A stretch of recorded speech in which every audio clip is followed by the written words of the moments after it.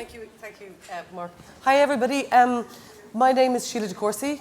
This is very strange. We're all sitting here thinking you're actually all shadows. We can see the sea beyond, but this is all black because of the nature of the lights. So it's quite a strange silhouette, isn't it? So bear with us if we're kind of squinting and getting a bit confused. My name is Sheila De Courcy. I'm in charge of children's programmes in RTE. What we're going to do is a kind of quick-fire series of questions here, myself and these guys, talking about what a producer does, and then we're going to leave 10 minutes at the end for your questions. There will be a chance for you to ask questions that we will elaborate on stuff that we're saying.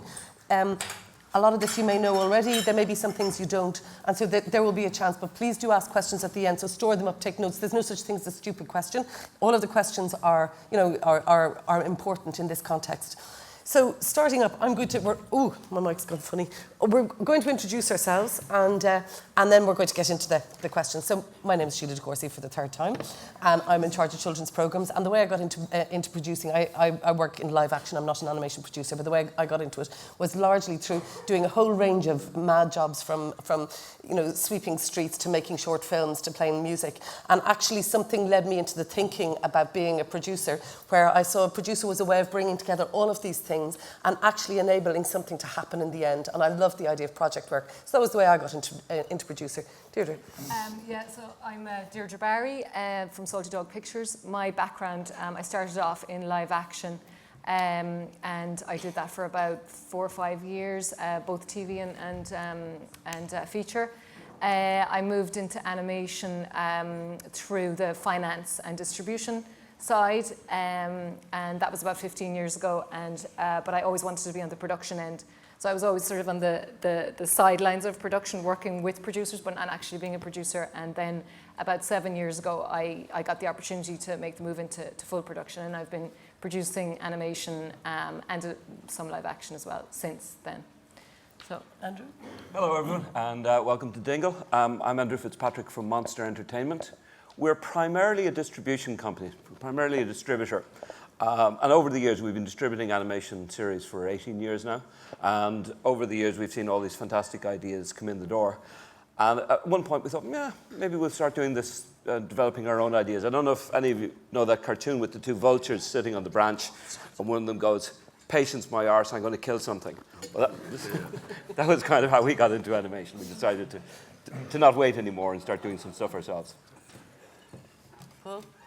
Hi, my name is Paul Cummins from Telegael in Spiddle in Galway. Again, I got into this business basically, I suppose, by accident, really. My background is accountancy and finance, and I moved to Galway, I suppose, in the late 70s, and was dealing with a lot of different industries, from plastic bags to fish farming to hotels and whatever else. And I came into this business basically by chance. Telegael is involved in both live action and in animation, producing feature films and TV series in both mediums. I suppose my own background, like I say, is more from the business side, and I work with other producers who are more creative than I would be. So it's a combination of things. Okay. Hi everybody, my name is Alan Shannon and I'm creative director in Jam Media.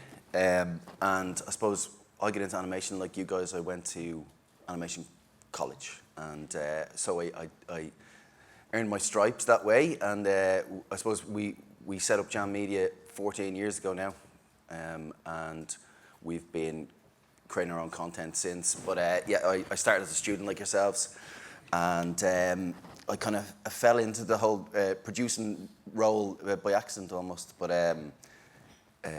so that's pretty much where I am. That's brilliant. Okay, so we're going to go through a series of sort of questions and sort of give very short answers to them. As I say, there'll be a chance to elaborate later.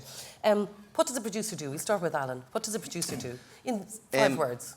I would say a producer is the person who makes things happen. It's really that simple. It's like somebody who, I suppose, from concept to completion of a project, ensures that it's done on time and on budget. It's a very kind of difficult role because you have to communicate with all of, I suppose, all the artists and executives or whoever the client might be, and just ensuring that you realise the vision of the director, but do it on time and on budget, and it's really it's quite an undertaking, you know. So it is probably the most crucial role, I would say, of all. And it's not something I think a lot of animation students don't set out to be a producer. You kind of fall into it by accident, you know. Just because, like, if you're really passionate about a project or whatever it is, a short film, you tend to you have to kind of, sorry, I'm getting off. You have to ensure that it happens, and that's really the role of producer, you know. So it's really making things happen. Great. Paul, international markets. I mean, a producer in international markets. I'm just wondering the role of a producer in that context. Well, I suppose animation, anyway, you're really looking at the international market because, you know, animation is very, very costly. If you're doing a TV series that's, say, 26 half hours or 52 quarter hours, that's a very, very big production. You could be talking 5, 6, 7, 8 million, you know, dollars or euros. So, and it's going to run over maybe 2 years or whatever. And most of that is actually, or most of the projects we're involved in are actually co-productions, where you could have a producer in, say, the US, a producer in Ireland or wherever, and maybe a producer in somewhere like China or Australia or India or whatever. Each of them bringing something different to the table. Some might be very, very good creatively, can identify a good project and develop that. Other people might be very good at helping to finance that by availing of very soft monies, perhaps, like in Ireland we have Section 481, perhaps Irish Film Board monies or whatever. But I agree with Alan, a producer really is someone who gets things done. Sometimes I think you have to be prepared to go through a brick wall because you'll get so many obstacles in your way, so many no's, and I think the secret is not to take a no as a no. Because sometimes Sheila here would be a person that we would all maybe be knocking on her door from time to time with the best ideas in the world, and she's not going to be able to satisfy everyone. But quite often, you know, for whatever reason, maybe Sheila mightn't like our project, but maybe in 2 years' time or 3 years' time, there might be someone else, not your job, Sheila, but there might be someone else there who would actually love your project. So, you know, never take no for an answer. That's my advice. Andrew, anything to add to that? What he said. I remember years ago in college learning that the definition of an entrepreneur was somebody who pulled all the elements together. And the producer is basically an entrepreneur. He or she is somebody who works, you know, with the original idea and brings it to fruition. So it's pulling all the money together. It's making sure that the project comes in on budget. It's overseeing the creative to make sure that that's right. It's basically pulling everything together and making sure it works. Yeah, I mean, and I suppose, you know, the majority of this audience are students, I think. So you're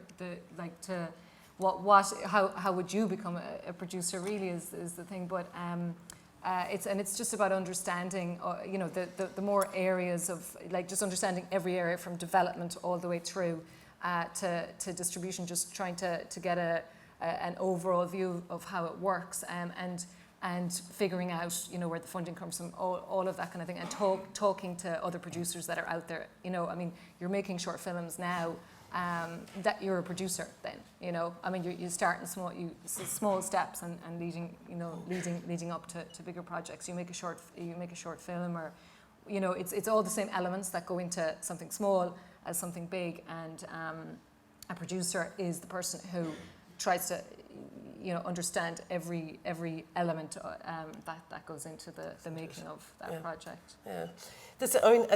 I hope this is all useful to you guys. Is it useful? Any response? Yes. Okay. We'll move on. Ideas. This is the next thing, which is the nice area of it. One of the things about it, we're going to talk about what you know, an idea that has actually appealed to you. I know that one of the things that frustrated me hugely when I got involved with animation, which is about 12 or 13 years ago, you know, at the commission level, was I used to go to these international conferences, and, you know, these guys would sit up there and you know, and people would say, "What are you looking for?" They say, "We want something fresh, you know, fresh, exciting, like, you know, it'll startle us, we'll feel surprised, you know." And of course, at the other side of it, every idea that we have, if it's new to us, we think it's startling, surprising, fresh, and whatever. I mean, that means absolutely nothing, in my view. But to hear a brief that says, "I want something fresh, you know, exciting," that's so subjective. I found that really frustrating, and I know that if I was to say what I look for, I'm a controller of RT Junior, which is our under-7s channel, and what I would be looking for is something that is actually different to what is there already. So it is like a unique element, and that it has to be unique is something that's quite different. So I'm not looking for things that are like something else. I'm not looking for, oh, that's like so-and-so. To me, that's like death. I'm looking for something that actually isn't like something. And very often that also comes from an imagination with somebody or a group of people who are passionate about the project. Because in my experience, again, you have to be passionate about something in order to get it made, because it is hellish. It's a long, long, hellish road to get it made. I mean, I think we all agree with that. Badly, no. That's what it is. And so I'm just starting with, let's start with Deirdre this time. I'm wondering about what do you look for in an idea if you're looking for something as a producer? I think, first of all, it's really important to be able to sell your idea in like 1 or 2 lines. That's when you grab the person. What you have to keep in mind is you're not selling your idea to kids. You're selling it to the broadcasters who are going to buy this and put it on screen. So you might have this thing that like, oh, my daughter or my niece or nephew, this is perfect for them, whatever. And it's like, it doesn't, I mean, obviously it does matter, but what really matters is how you're actually going to get this thing made. So you need to do your homework and watch, look at all the TV stations, what's selling, you can do all of this yourself. Anybody in the room right now can switch on a TV and see what channels are playing what, or so it's about trying to make something that's going to work for the broadcasters who are going to pay for your show and get it made. And if you were to say that you look in an idea, when you look something, what appeals to you particularly? Well, yeah, I mean something that's going to have a different look to it, like that. Something that they always say that having that hook, have some sort of just something that's gonna hook the person in that you're pitching this show to, and it's just making there's just like we all go to all these markets all around the world, and there's just so much stuff everywhere, and it's like, how do you get your show to stand out with all this just stuff that's there, and you gotta Andrew. Yeah. Something similar. I mean, originality is important. Simplicity is important. Being able to convey your idea in a couple of lines is important. You wouldn't believe the amount of pitches which are pages and pages and pages long, and people wanting you to read scripts. And before getting involved in something, you'd always need to read a script, but really you need to be able to get an idea across in a couple of lines. If you do a one sheet, you're looking at a very short paragraph to convey the idea. Broadcasters are very busy; they don't have a lot of time, and if you indulge in a very long presentation initially, they're going to be bored and they'll move on. So you just need to be able to have a strong idea that you can synopsize very quickly and very, very briefly. And ultimately your presentation materials will be longer than that, but you got to have an original idea that can be conveyed very simply. I suppose the first thing, or one of the main things I would look at initially is to see what broadcaster might be interested in this concept or idea. First of all, is it preschool, which is generally 2, 3, 4, 5 maybe, or is it post preschool, which is 6, 7, 8, 9, maybe 10 or whatever? And there are definitely 2 different genres of animation. Some broadcasters would be very, very commercial, and they would like a concept that will do very, very well and then be successful licensing and merchandising. You can make toys or dolls or whatever and go into publishing and publish books and things like that. Other broadcasters, maybe the public service broadcasters, may not be focused as much on the commercial success of a property, rather, what are the values actually in the concept. So if it's preschool or post preschool, that's very, very important, because broadcasters have different slots for different shows. So what else? I suppose, again, we're involved in a show at the moment. It's actually nearing completion now, and it's called Prisoner Zero. It's a boys' action series, kind of like the Marvel type characters, Spider-Man, Superman, all of those. And that came about basically because Disney bought Marvel. So Disney now owns all those characters. And that means it's actually putting those shows out on its own channels and they're not as available as they were to other channels. So in this particular case, I know ABC and other ABC Australia and other broadcasters are very concerned about this. So they wanted to support shows, boys' action shows, outside of Mattel and Disney. So they put quite a lot of money into this particular show. So it depends on circumstances at the time, but certainly, you know, you have to think about the audience. Is it preschool or post preschool? And are you looking at this to set off a very successful property commercially, or has it other values that might appear more to public service broadcasters? Yeah, absolutely. I think I suppose key to presenting to broadcasters or whatever is to have you be able to distill your idea down into one or two lines effectively. So a log line can tell you so much about a show, and I think as I think Andrew touched on there, it was like if you can give a broadcaster a one pager with everything on it, it's really difficult to do, because you really have to be concise and succinct and get your show across in a one pager. But that's really what you have to do. You have to distill it down, because as I think Andrew touched on, like the broadcasters are very busy people, wouldn't you say, Sheila? Yep.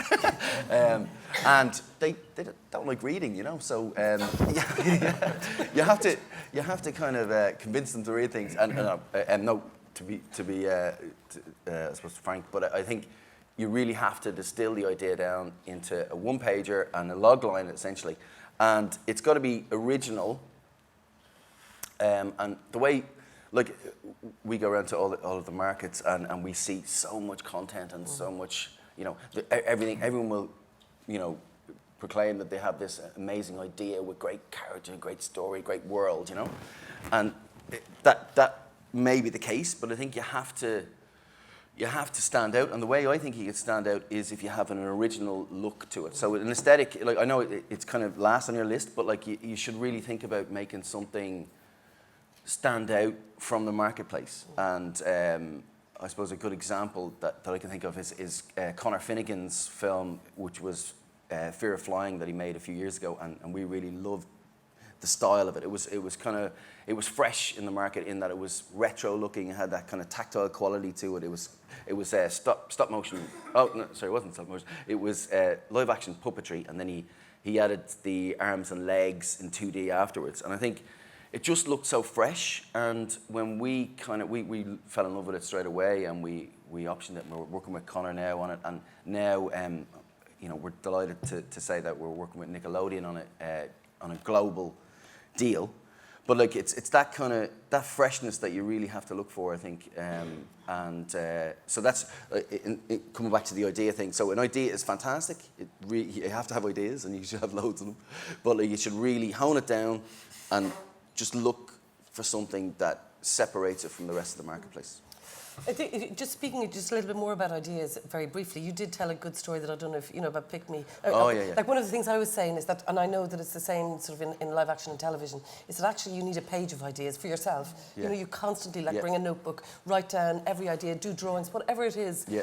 Because actually, you know, something will land sometime. Yeah. But if you're passionate, if you only have one idea, and that doesn't land, you can feel very personally rejected. You can feel very hurt that the thing you've put sort of 6 years into at home, working away, and nobody likes it. You know, that kind of doesn't pay the bills and it can hurt. But just your story. Yeah, you know, just we in Jam, myself, John, and Mark, we set up back in 2002, probably. I tell a lie, we probably set up a little bit earlier as a different company called Web Formations, which we had this grand idea that we were going to sell content to the world.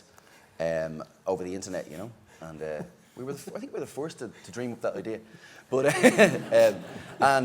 we got our first check after working for ages. I think it was like 75 cents. And we went, do you know what? This is not probably going to work. So then we set up Jam then in 2002, I believe, turn of the century, probably, you know, a long time ago. But we had this idea about, you know, taking a child's face and, you know, a photograph of a child's face and placing it on content that we had already made. So, basically put your child into the animation, and that was a concept that we kind of came up with.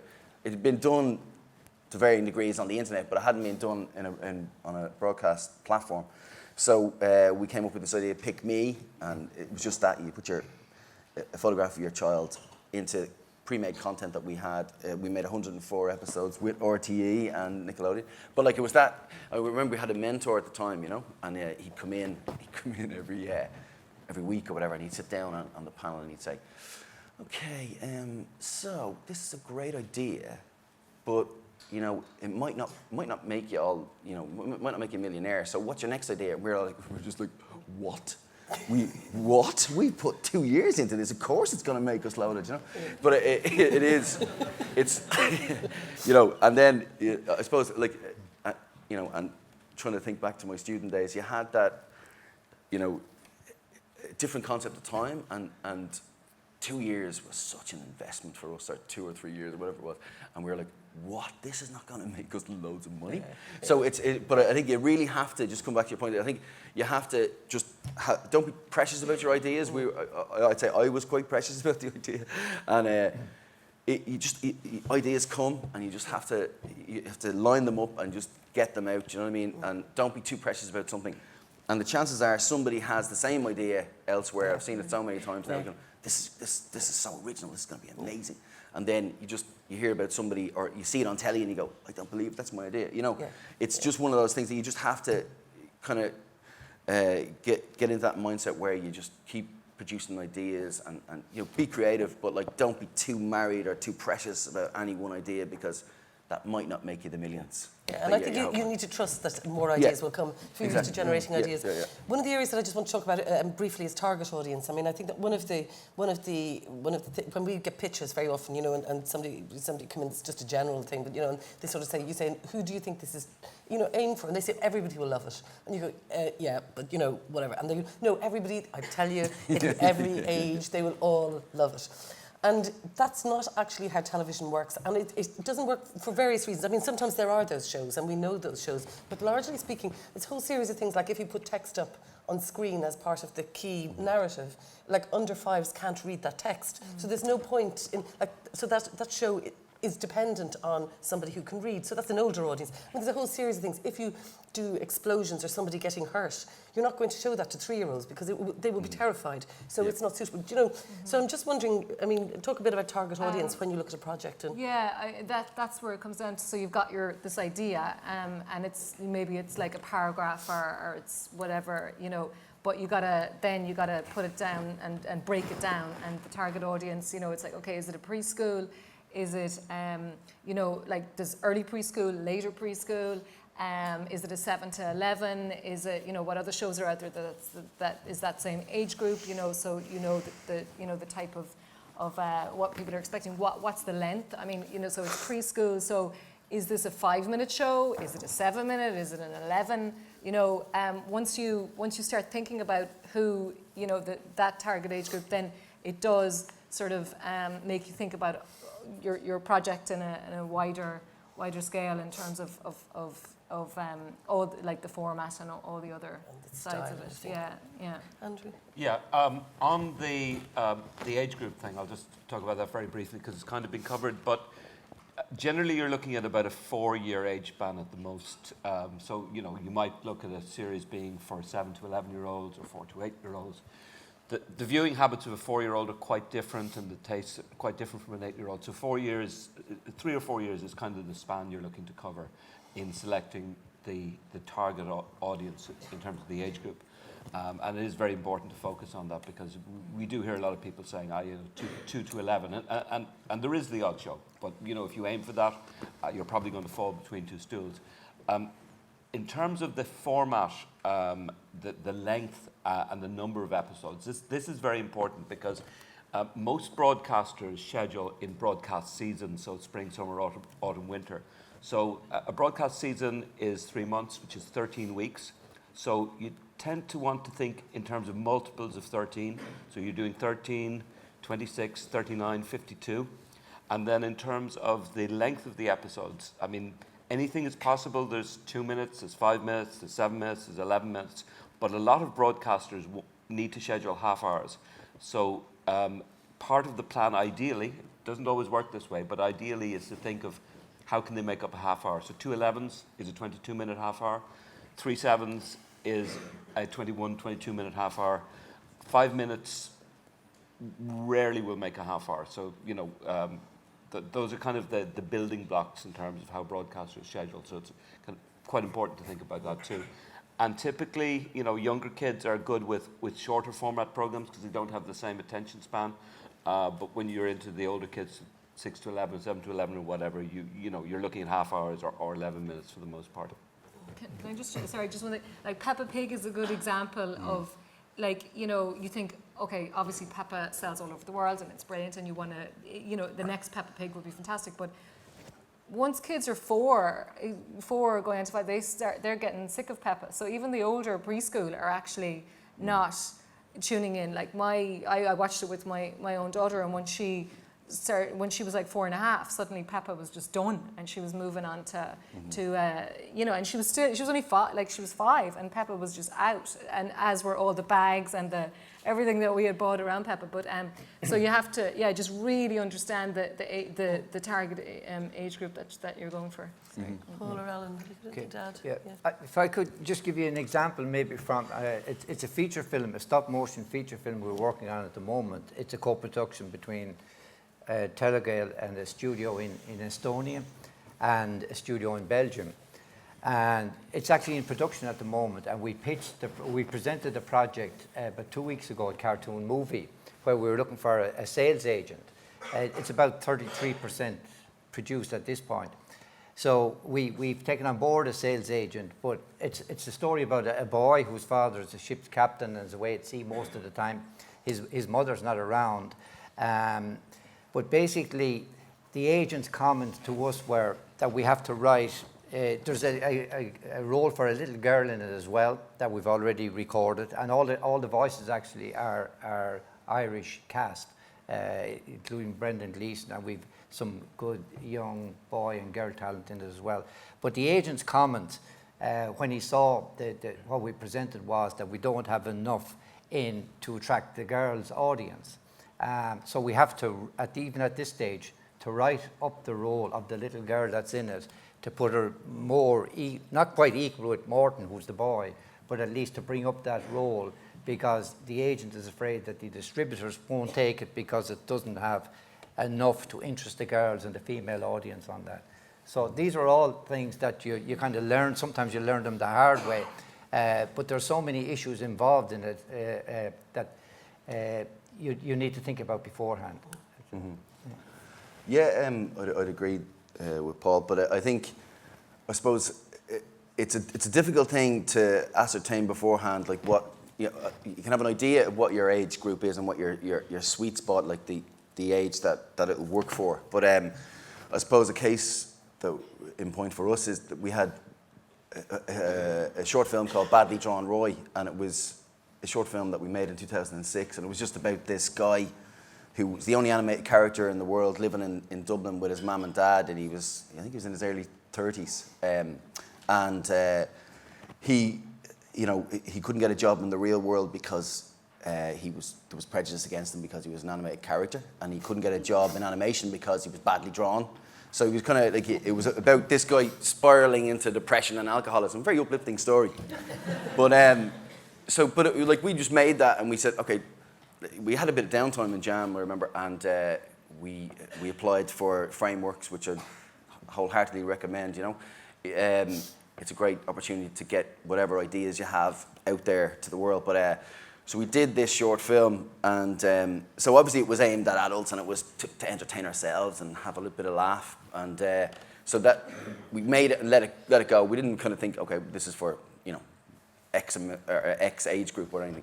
So we did that, and then subsequently we heard from BBC. They had seen it at a festival. One of the executives of BBC seen it at a festival just by chance, and they approached us and said, listen, we'd love to take this idea and the core concept of it and age it down for kids 6 to 11. And we said, okay, we didn't think of that, but let's do it, So, and we spent a couple of years developing that, and then we made a TV show called Roy, and we made 4 seasons of that, So, and I suppose back to age appropriateness and all of that, like we found that the sweet spot, we kind of made that for I suppose 6 to 11, but the sweet spot we found was around 9, and it skewed more to girls as well, which is kind of slightly strange. But like, it's very hard to determine before you start what your absolute sweet spot audience is. But I think it finds its own level.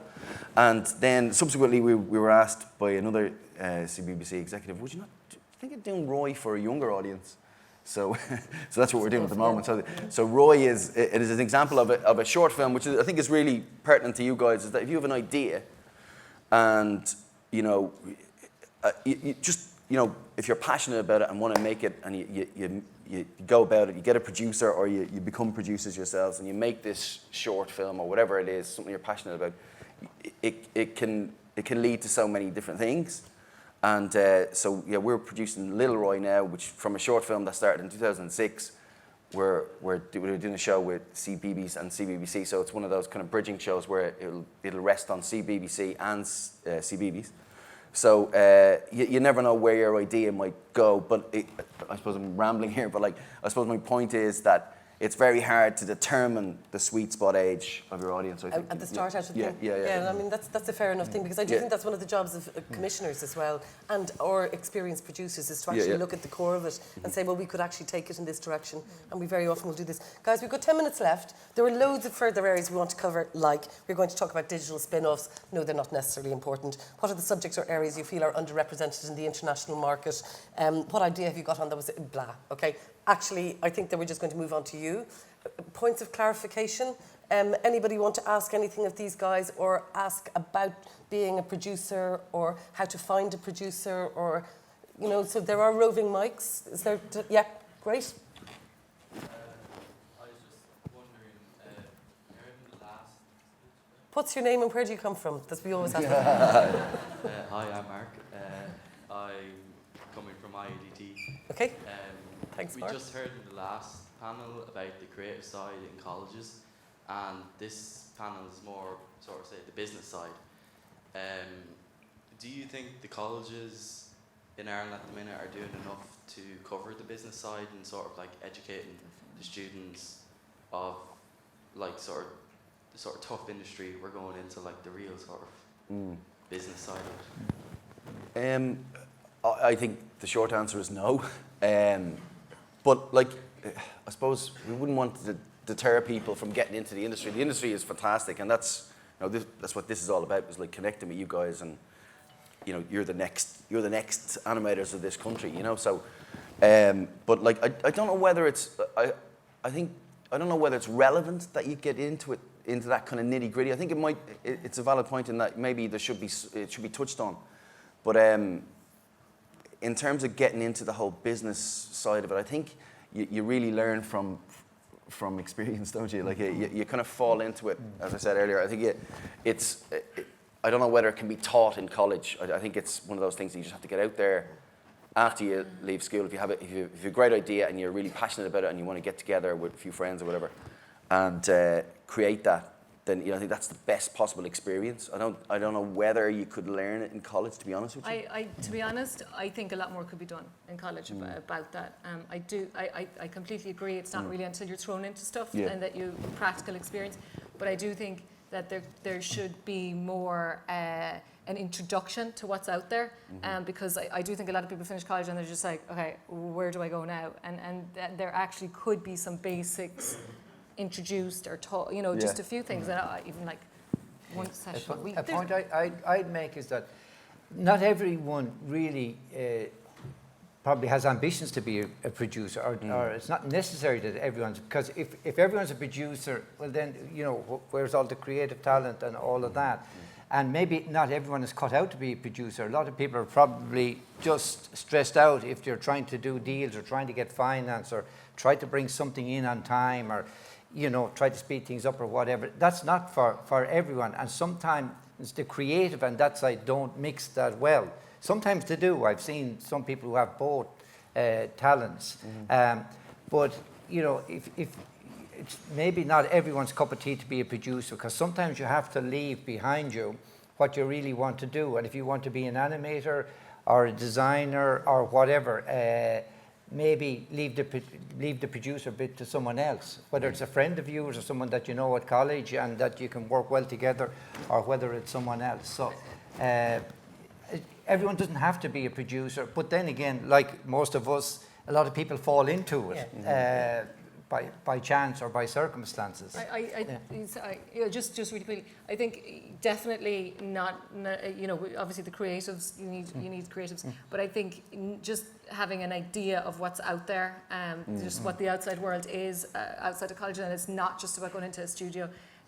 I think everybody should have an idea, and then you choose where to go from I'm not there. sure how that would how would that look in a college course. I'm not sure how you do I that. mean, I'd say, the one thing that I would say to that is that I do think that if anybody here, if you thought that what you're going to do is in going to IADT, actually what you're going to do is a course in being a producer, I wonder how many people would actually apply for that. Yeah, it's I true. mean, you're at the fun end of it, you know, in the colleges.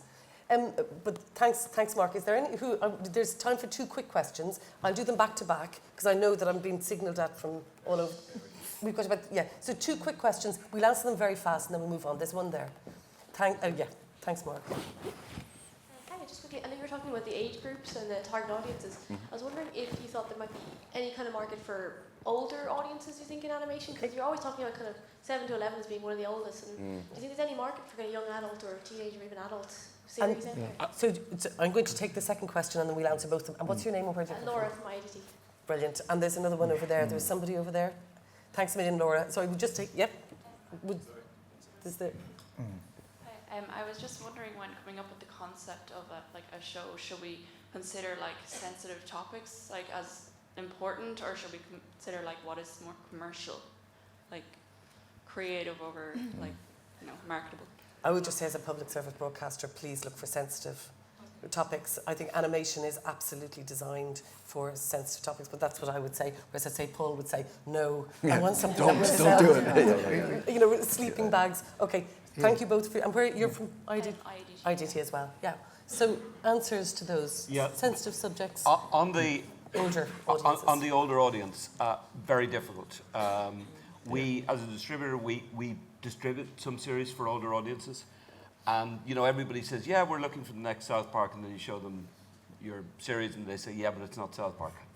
You know, so it's very, very difficult. Yeah. There are very few slots, and broadcasters are kind of afraid of animation for older audiences. So, you know, I wouldn't say if you've got a brilliant idea not to pursue it, but there's a definite handicap there because there aren't so many slots.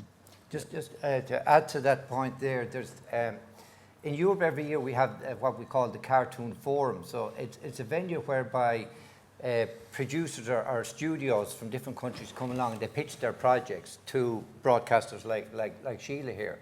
And every year we probably have maybe 50 projects or more pitched to the producers and distributors. Most of those, 95% of those, are children's, whether it's preschool or post-preschool.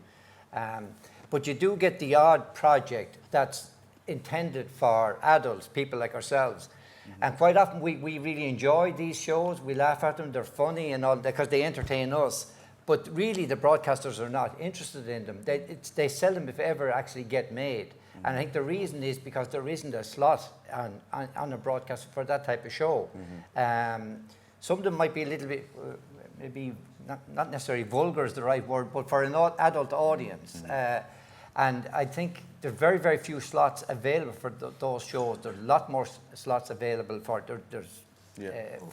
children's. Yeah. Anything on the sensitive subjects we've got to finish? 'Cause our mics will be cut off if we don't.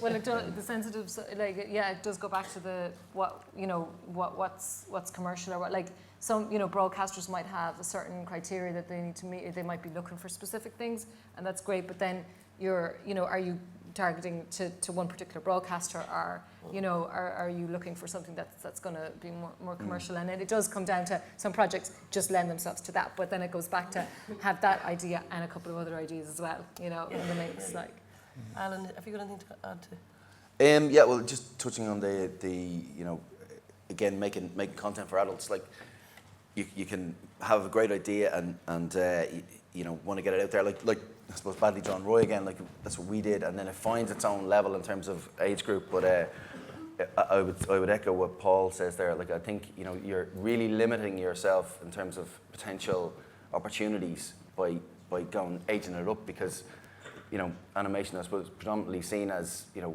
entertainment for kids. And if you just, like, there are breakout shows like Family Guy, which are fantastic, and The Simpsons and all of that, but like, there's no design slot for those. They kind of find their own level, do you know what I mean? And it's very, very hard to break into that. So I would just, if you're passionate about it, absolutely pursue it, but I would just say that you're limiting your sales potential with it if you go to adults. Just to add, so if I could add one more point to that children nowadays, they'll watch animation, I think, Sheila, what is up to 10, 11 years, is that it?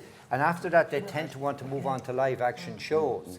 So that's the first point I'd make. The second thing I'd say is, there has to be a reason why your show should be animated. You know, that animation can do something for your idea that a live action cannot do. Absolutely. Yeah. So you need to think about that. If it can be done live action, maybe there's no reason to do it animation. There has to be some special reason. And there are very valid reasons, obviously. Yeah. I'm just going to finish up about the sensitive subjects. Two of the series that we've commissioned for youngsters, one of them it was a series called Punky, which was made a number of years ago. I don't know if you're familiar with it, but it was the story told through the eyes of a youngster with Down syndrome. And at no point, it wasn't about Down syndrome, it was just the perspective was that of a child who had Down syndrome. And there were, I think, 40 episodes of that, and it has consistently rated. It's about 4 or 5 years ago now that we made it, and consistently every time we show it, it goes out in the player. It's wonderful. It's just about a kid. It's actually about a kid. But the rhythms of the stories are told from that perspective, and the way the interactions. So that's a really interesting way of getting into just a different world, a different perspective on life. And at the moment, there's another series been made called Pablo, which is from the perspective of a youngster with autism. So they are ways of getting into, they are for preschool, they're for young children, but they're ways of getting into perspectives or stories or ways of seeing that you mightn't get into otherwise, and animation lends itself very well there. I'm going to wrap up by saying you're all of you who are involved in this area, I think it is one of the most rewarding areas. I've been across it for the last kind of 10 or 12 years. Pauline, my colleague, now commissions animation, but it is an extremely rewarding area, and you're at a time where there is a lot of potential. There's a very good generation of these guys and the other guys who've organised this who have been developing a very strong industry here and globally. And because of the nature of global communication and whatever, ideas are spreading all over the place. I just think you're at a very, very, very exciting time. Yeah. I think that from our point of view, as somebody who's considerably older than you are, to see that the way that ideas are coming through, it's like they're exceptional. In animation, you can do something beautiful, you can tell very unusual stories, you can tell very different perspectives, and they can travel the world. I mean, these are seen by millions. The series that these guys make and sell are seen by millions and millions and millions of people in a way that live action isn't, Yeah. And I think it's the final thing that I say about that is I've been very struck as well by the collaborative nature. Very often these areas can be very competitive. Yeah. Animation, the animation sector, particularly in Ireland, is a very collaborative area. People work together, they share knowledge, they share information, they share ideas. So rather than being in competition with one another, they share, which is powerful. Yeah, and I think that's what we're seeing is the fact that people have been so generous and so open with their ideas and with their ways of seeing is what we are seeing develop. And I wish all of you the very best in doing that. I think it's a terrific career for those of you who choose to stay in it. I think it's a terrific area to remain involved in, and I think you've got great leaders ahead of you, and no doubt all of you will become leaders for the next generation. And from my own perspective, to see that in Ireland is tremendous. So best of luck to all of you. And thank you for being here. Thank you. Welcome, all of you.